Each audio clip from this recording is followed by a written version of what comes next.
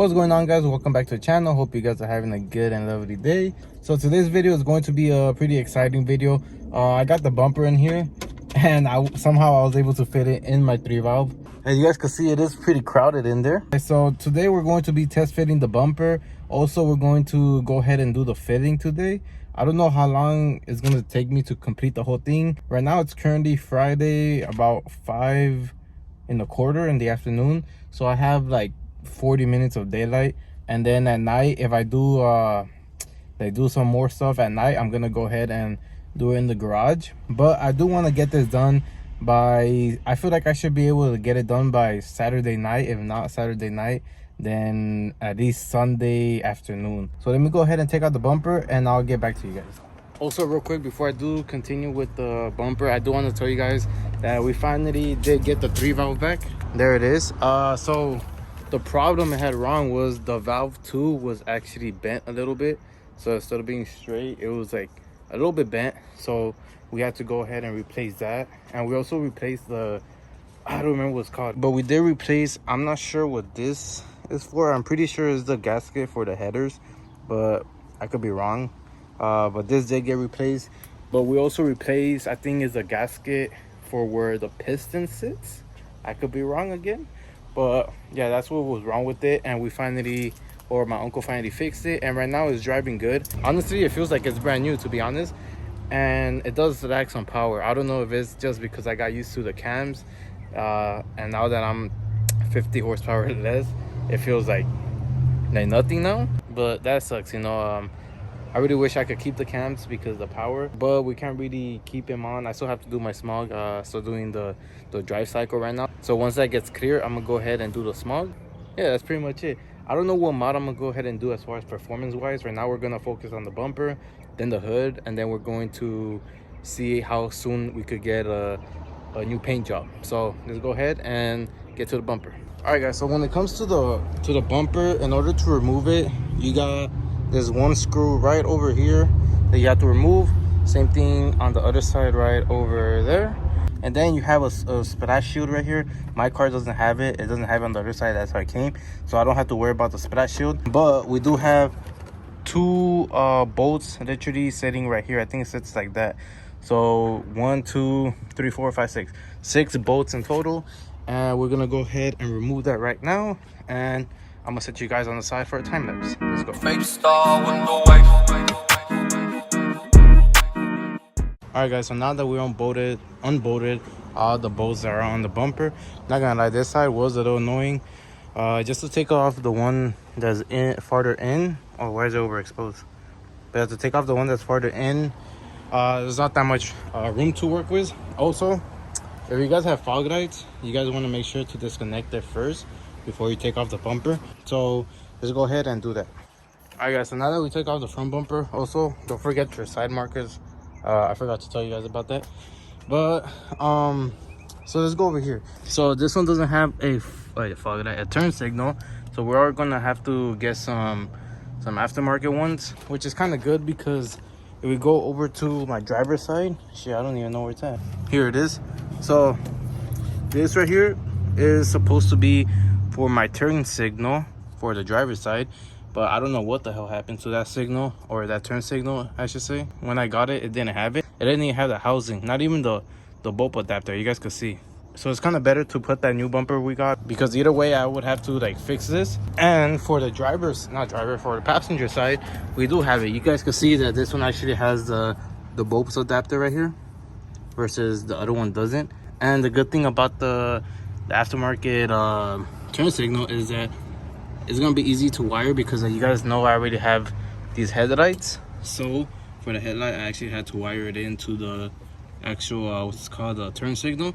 So it should be fairly easy to wire the new turn signals in the future. So right now I'm gonna go ahead and set the bumper onto the car itself, and let's see how it looks.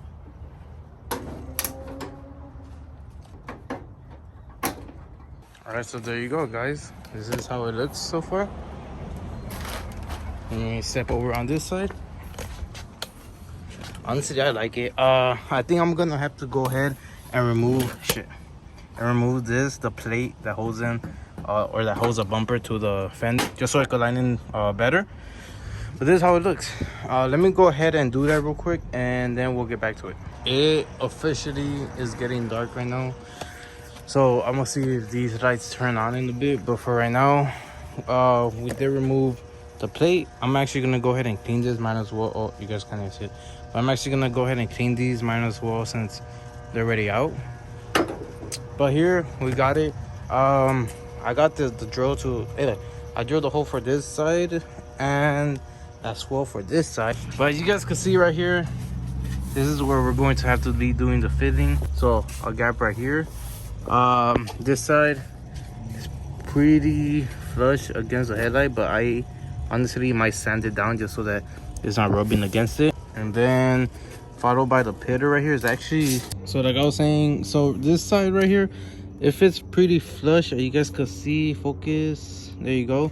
I still might add some more just to make it more what's that word, like more of a snug fit. And there's a part I was talking about that I have to fit in on the sides, as well as the side right here. Also this part right here that I was saying, you guys, I'm actually gonna leave it at that because I just noticed that it's for the actual latch. It's actually kind of hard to fit my fingers in here to unlatch it too, because the bumper sits, or not the bumper, the hood sits like right here, so you have to like slide your finger in like that. And then for the passenger side, so here's the passenger side, and you guys can see it does need some fitting, as well as right here and along the headlight itself. Focus right here, especially on the top right here, it really needs some fitting. And right here, I did scratch in my car right now that I was trying to get the bumper on, but I'm not really worrying since we are going to be repainting the whole bumper again. And this side actually fits pretty good. Just a little bit fitting on the top right here, and that's gonna be it. So what I'm gonna go ahead and do right now, I'm actually gonna go ahead and put some tape on the headlights just so that it doesn't get scratched up, and I'm gonna go ahead and sand the area that needs to be filled in. So for example, we're gonna go ahead and sand this whole bottom part right here, as well as the sides, put some masking tape to not scratch the car worse than it already is. Same for the pitters right there. I'm gonna go ahead and do the same thing for the other side. And yeah, I don't know how good the quality is gonna be since it's dark and we have these lights to give me some light over here, but let's see how it looks. Also, if you guys are gonna go ahead and sand some fiberglass parts yourself, I do recommend to get a respirator. I don't have a respirator, so I'm just using a dust mask, but I do recommend you guys to at least wear a mask and some glasses, safety glasses. I don't have any either, so I'm just gonna make sure I keep my distance when I'm sanding it, just to make sure that none of the I guess you could say powder or the fiberglass gets in my eyes or in my nostrils or anything like that. So let's go ahead and start the process.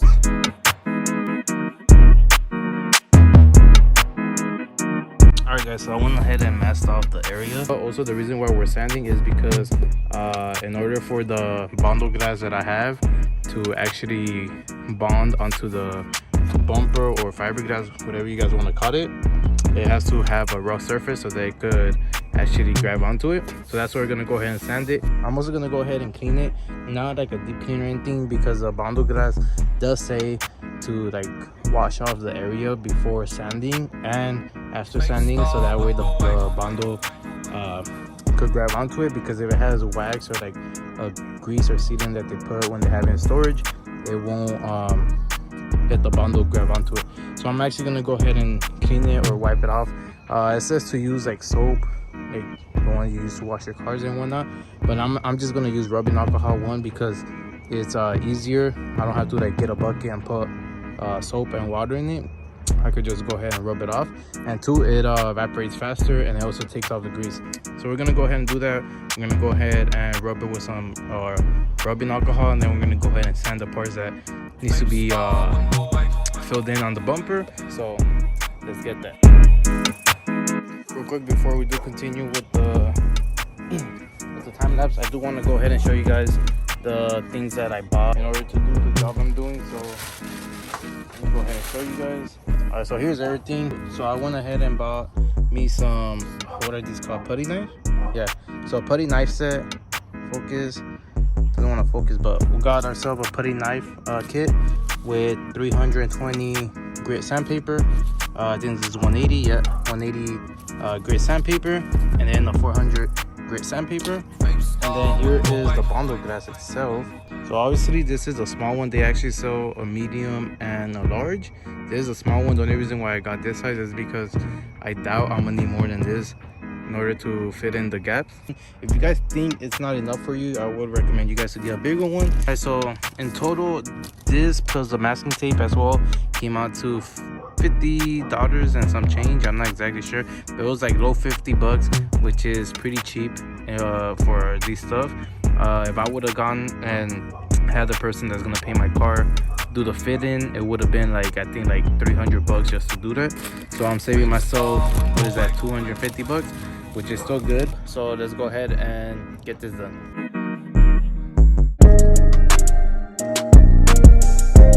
Alright guys, so we went ahead and transitioned to a new spot. Right now we're at the home gym. So I came here because we actually have a light up here which is way brighter, so we could go ahead and but start working on the actual Bondo. So yeah, the other thing I'm gonna go ahead and do is remove this nasty chicken wire mesh. I'm actually gonna go ahead and get or buy like a new mesh, like a black one, like an actual good one, and gonna go ahead and put it where it has it already, so the top, the bottom, and I also want to add some on the sides, like right there, like right here, and maybe some even in here. I'm gonna go ahead and put you guys on the side and we'll start. All right guys, so this is what I got so far. So I have a piece of tape right there, you can barely see it, but that's my support for this part of the bumper, just so that I can hold this Bondo glass, which the Bondo, this side's already dried. Just listen to it, you see. So right now I'm gonna let this dry. Meanwhile it's drying, I'm gonna go and head over to the other side and start working on that side.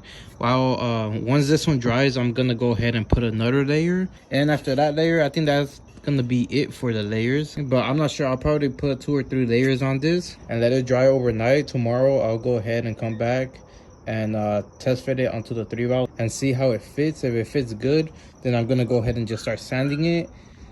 And yeah, I'm not gonna go ahead and record the other side just because I think I have enough time lapse for today. So I'll go ahead and catch you guys tomorrow. Also real quick, if you guys do use this Bondo glass, I do recommend you guys to get a mask, because I didn't know how strong it was until I opened it. Like, when I took off that plastic lid where the hardener is, I just smelled it a little bit, but then once I opened the actual Bondo, it was a really strong smell. So I would recommend you guys to get a mask. Also, when you add the hardener, put half, or if not half, double of what it's recommended. So for example, this one, they recommend a piece size of the hardener for every golf ball of the Bondo. So like this much Bondo, they say to put a piece size of the hardener. I would recommend you guys to put a piece size and a half or 2 piece size, just to make sure that the Bondo hardens, because it's way better to not over add, but to put more hardener, because it's better to put more hardener than you need than to not put enough hardener than you need. Because if you don't, once you go to sanding, it's gonna be like all goopy and it's not gonna dry good. So you really want it to dry. So that's why I would recommend a piece size and a half to 2 piece size of hardener. I'm gonna go ahead and finish the other side of the bumper, and this side as well once it finishes drying, and I'll catch you guys tomorrow.